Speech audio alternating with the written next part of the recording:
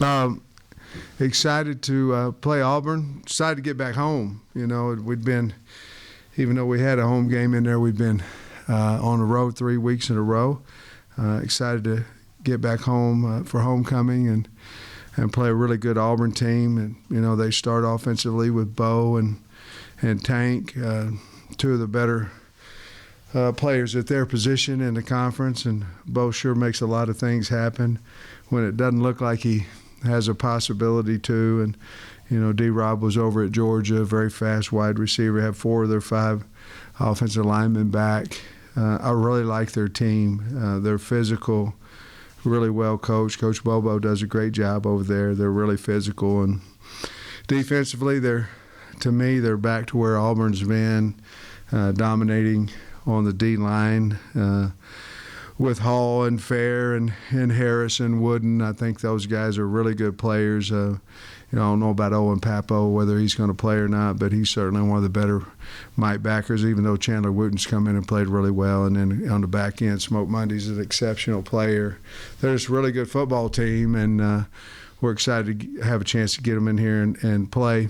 With that said, you know, we need our fans, and I think we're about 500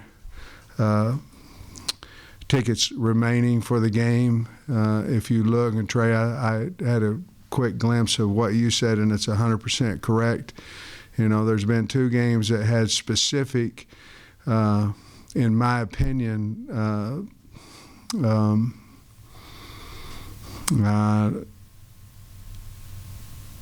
with the game, I think the crowd mattered and help the winning team. And I'm not saying either team would have not won without the crowd, but when we went to Georgia, it was 110 decibels over there, and it certainly affected the beginning of the game and throughout the game. And, of course, when we played Texas here, our crowd was as good as any crowd that you could ever hope for. We need that crowd again. We need our students in here early, raising heck early before the game, and you know, I'm just telling you that the football team needs the fans, and we need them to come here and help us win on Saturday. With that said, I'll answer any questions you have.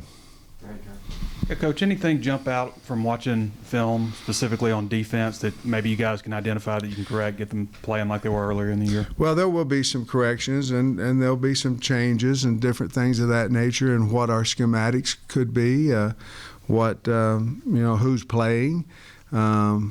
Certainly, you know, there was a lot of problems that we have to get fixed. One of them was certainly tackling. We couldn't get Corral on the ground, and our secondary support was poor.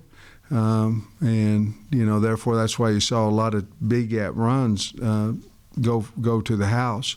We could not we couldn't get the edge. We let the edge go a lot on defense, and we busted several coverages. And with a guy like Corral, he's going to, I mean, it's 7-on-7 or routes on air to that point. So there's a bunch of things that we have to get fixed. We're going to have full-time practices. We're not cutting any time, even though we're in week 7. We just can't afford to. We have to get better on both sides of the ball, but the glaring deal, obviously everybody knows, was our defensive side of the ball, and those are 3 areas that we really, really are going to have to concern ourselves with this week, and along with what we're doing schematically and different things and moving people and things of that nature. Will there be anything with the way last year's game finished out? Will there be anything you'll use from that game as motivation for this one, whether revenge factor or just showing them the video of how it ended? Or I don't know. I've gone back and forth on that, what to do with that. This is a lot of similar players on our team. A lot of guys have gone. I'm sure the same way with Auburn as well. I think our deal would be more right now, Trey, in my mind, is winning home ball games. We're off to a good start of winning here this year. We're undefeated in our stadium, and it's been several years since we've been undefeated in Razorback Stadium, and I think that's something that means something. You know, just because it means something to me doesn't necessarily it means it resonates with the kids, and I believe going, you know, headed one more game towards winning in our stadium and winning out in our stadium would be a big deal to our players. I think that might be a little bit more than the revenge factor, because Auburn kids didn't really have anything to do with that. It was just a bad call.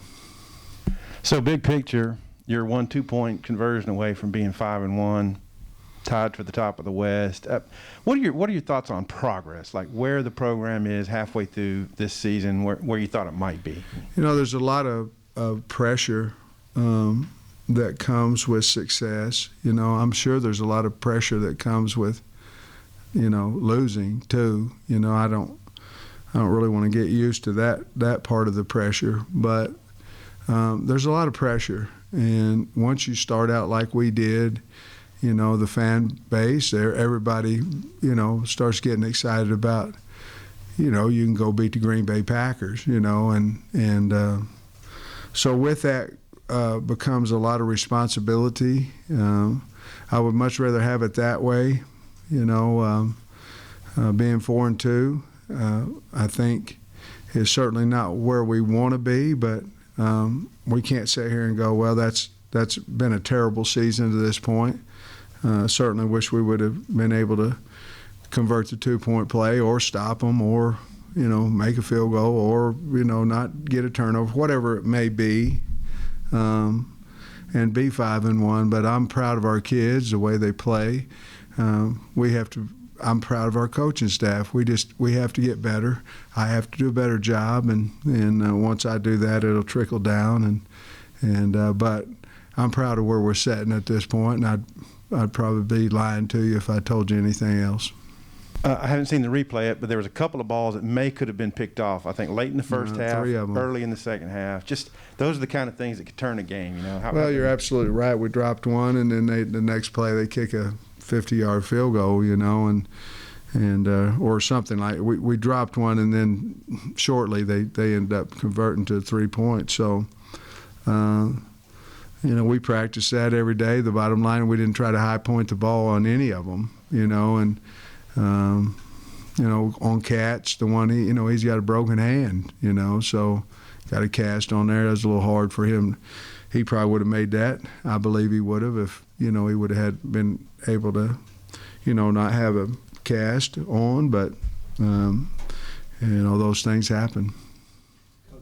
Thompson had himself a pretty interesting day on Saturday. I wonder what you've made of his growth and just how he's complimented Traylon at receiver. Well, I think he's getting better all the time. You know, he still has to continue to be a better blocker. He has to continue to learn the offense. But, you know, I think if you look at the portal, I think we've had 5 guys come from the portal, and I believe 4 of them were starting, and Trent's been beat up. Gordon's been hurt, but he would be playing a lot of ball for us now if he wasn't. But, you know, Coach has done a good job with him, and he's caught some really good big balls here in the last 3 or 4 games at least. And he's long, rangy, and fast, and he doesn't say a whole lot. You know, he doesn't speak much, but doesn't talk a whole lot. But he's turned out to be a really good compliment. They're going to have to watch him as well instead of, you know, just 1 or 2 of the other guys.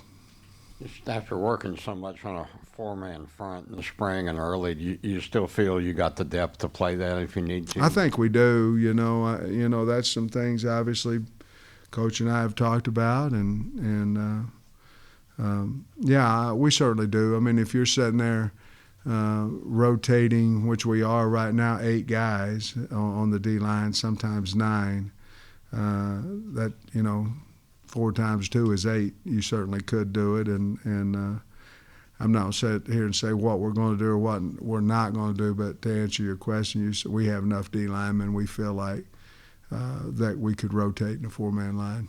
Also, does Nix present similar kind of dual threat problems that Corral did, or are they different styles? I think he's incredible, Bo. I mean, he extends plays as good as anybody in the country. I mean, you can't get him on the ground. And, we're going to have to work a ton of scramble drill because he extends plays. And certainly he's fast. I just really like him and think he's a big-time competitor. But, yeah, I mean, those are things we're real concerned about him running the football as well.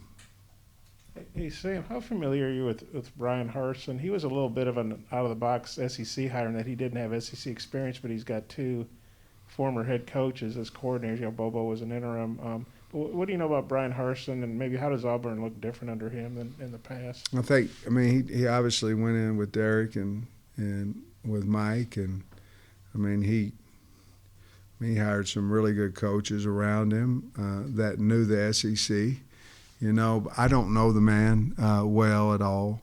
I've heard a lot of positive things about him and his program and what he's done. I know his record as a head coach is incredible, really good record, and Auburn wouldn't have hired him if he wasn't an exceptional coach.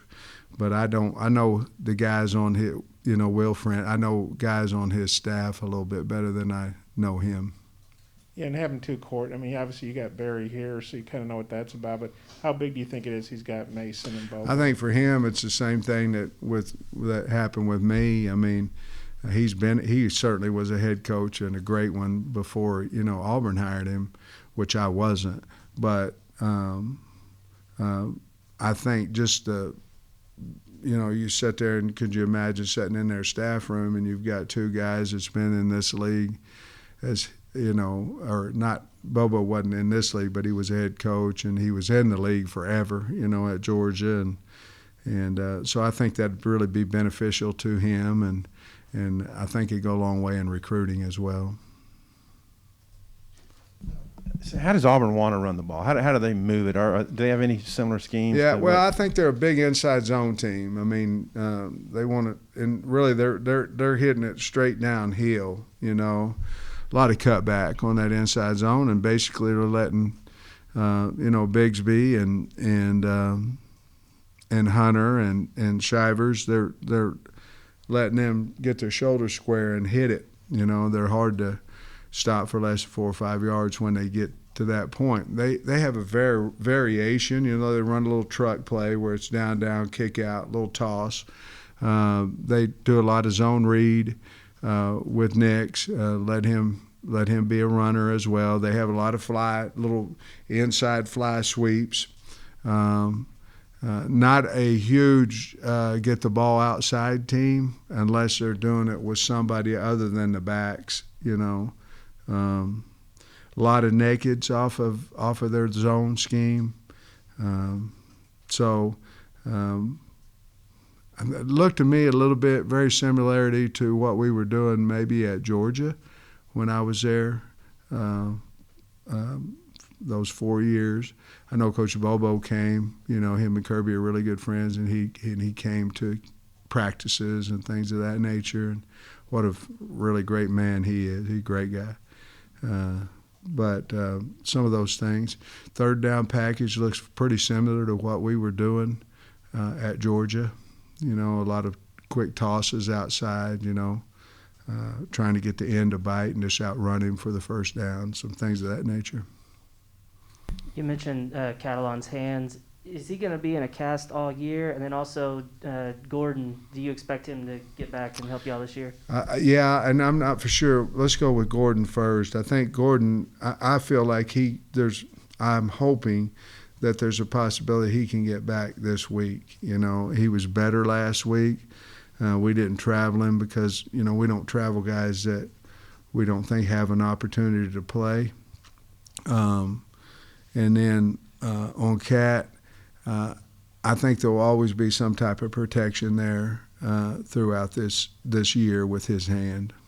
And then Dalton Wagner, I guess he traveled but didn't play. Do you have a status update on him? Well, Dalton's got a finger, and the bottom line is that it went out on him, and they couldn't get it back in place.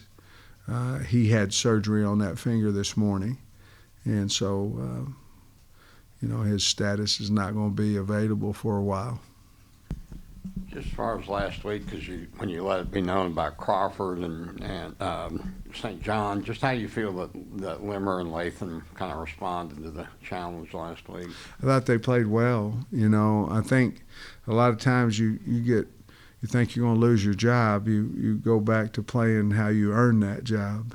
And I think they did. I thought they had a good game. I was really proud of Ty Clary, out at tackle. He played the entire game out there at right tackle. I still think that – I tell you what we found out a little bit last week was about Jones.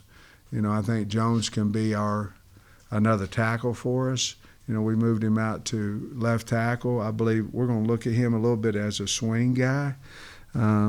He's very athletic and long enough. And I want to leave those two big kids inside. I just didn't think they were quite ready for game action last week. And, we were moving the ball pretty well, and it's not really time, to change that around if going into the game you hadn't seen enough where they can, consistently help you move the football. But I think that's what we're going to do is keep them inside. And part of that's because I think, we need big presence in there. And the other thing is I think Luke Jones, I thought he looked really good last week at tackle. Do you recall the instance where Catalan broke his hand? I don't. It was in. I don't remember the exact play, but it was A&M, I believe. Yeah. This has been an interesting stretch. You've got, not get you looking ahead or anything, but the next week is an 11 o'clock. That's what, four straight 11 o'clock games? Is that right? And then only one game in your on-campus stadium over 4 games. Have you ever been a part of a stretch like that before? No. I don't think I've ever been a part of as many 11 a.m. games in a row, at all, and let alone on the road that many times, but I'm grateful for 11 a.m. games. They're a lot better, when you win, because, you can go home and look at everybody else and say, man, that guy, why did he make that call? Why did he do that, and have a good time. But when you lose, it's not even fun. You go home and you think over and over and over about how you can, a man who corrects himself looks at himself, not, I know we didn't play well defensively, and I get all that. I got to look at me first. What am I doing to help them? Am I giving input? Am I looking at enough film to find a flaw over here, things that can help, because of my offensive background, looking at their offense to help our defense. But I'm going to do better. I can help, and I need to. Coach, Dominic Johnson's physicality kind of popped out several times. Who? Dominic Johnson, Yeah. His physicality on Saturday. I'm curious, has he been like that since he got here, or is that maybe just kind of the edge that's carried over since he got back to your backfield? No, I think he's been that, near leg, near shoulder guy like he did, on the sweep play the other day.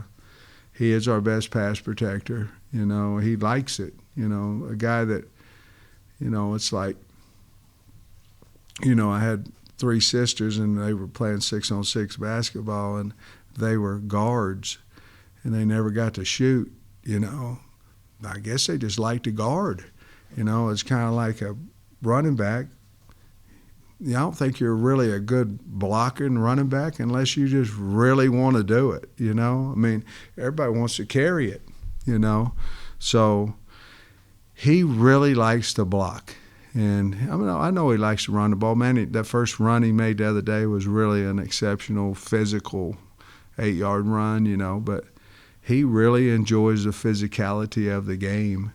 And I just been really happy with him. Again, I think we've got to continue to get him more carries. I think he'll help us that way. But we've got so many guys that, it's hard to pick and choose. Rocket certainly played well, besides the one turnover. But, they're all becoming a little bit better players, I think.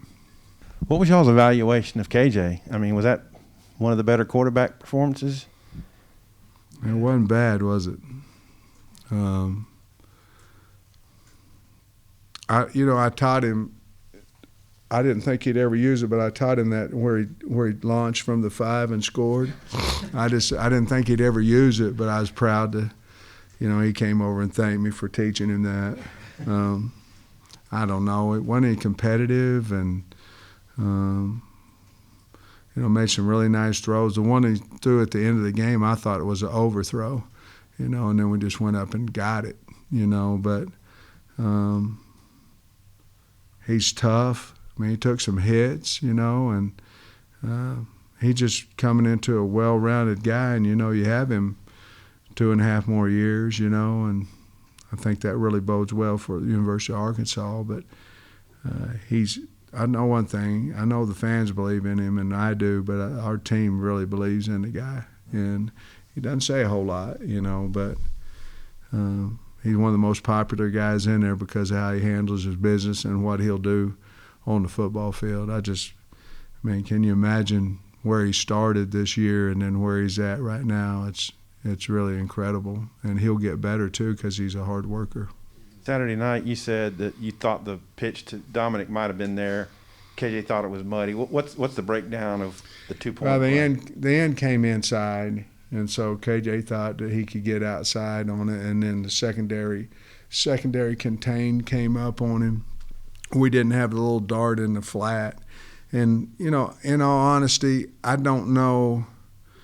He came off of that pretty fast. I don't know if he saw, because Myron had lost his seal hinge on the backside, so that guy's coming underneath too. I don't know what all he saw that fast, but I think then at one point he decided, I'm going to run it, and then here comes secondary contain, and then I think, to be honest with you, I think he looked for Traylon and figured Traylon might go get it, and it just was a little hot, and there was a lot of, everybody was covered, and the play had, in practice, the shovel was there, and then we came around, the dart was there, the little flat was there, those 2 different times that we ran it at practice, it just wasn't there that day.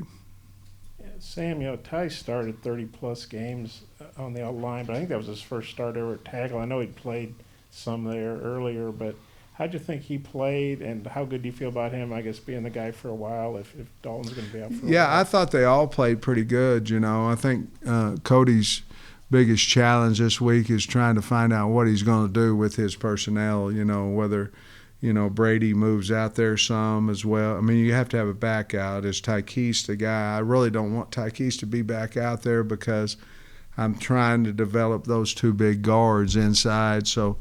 But I thought Ty did a really good job the entire day. Did a nice job in pass protection. I think Bo came over and helped him quite a little bit too. They were 3-man rush, so you basically, with Ricky, the way Ricky was playing, you basically could double team both edges, and that's what we elected to do. Is once Ricky was secure in there.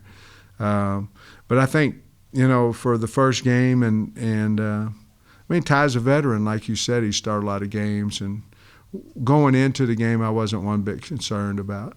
I wasn't about right tackle because Clary, he's obviously been practicing it during the week for several weeks because of Wag's hand, and we were taking Wagner out of any good on good. So the good on good reps Ty was getting. And I think you guys are a slight favorite in this game. I think it's the first time since you got here you've been an SEC favorite. No, I know it is. Of course, Texas is kind of a quasi-SEC team, Power 5. So it's the first time. We weren't favored there either, Bob. Yeah, it's the first time you've been favored against a Power 5 team. Just how does that feel? What do you think? I don't know. I don't know. I don't know if it has any outcome on the game or not, but I'd rather be favored than 22-point underdogs. I don't know what it means, to be honest with you, but we are favored against Auburn, so we've come a little ways, so we'll find out. That obviously, if that was the case, we'd be going in this game, we'd be 2-14, but you still got to play the game. But so I don't really know how to answer the question. You talked about the physicality of the running backs. What are they doing outside of practice from a strength and conditioning perspective to get better? And the second part of that, how has Rocket progressed through this season, especially for being so young? I think, well, we still lift two times a week for strength. It's not just to maintain for strength. If you're not a traveler, you're going to lift 3 times a week. But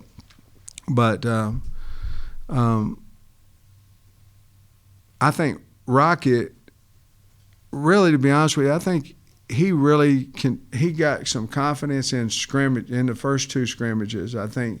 And you see him, I feel like he's just getting better, each game. And what he's doing, Jimmy's done a really good job in individual with next hole, because zone's about where's my read, is it there, yes, hit it. Is it not, hit the next one back, not there, hit the next one back, wherever it may be. It's really simple, but it's hard to get in a young running back unless you rep it all the time. And it'll just be next hole. You guys have seen that drill out there with Jim.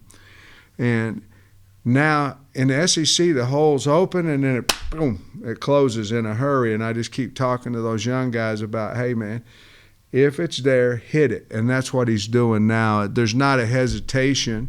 And if he misses one, we don't go, well, you should have done this. We say, okay, was that the next opening? No. Okay, well, just be patient and hit the next one. And there's a lot of difference between him and AJ. But AJ, I still think he's behind Rocket because of the scrimmages. He just never got that.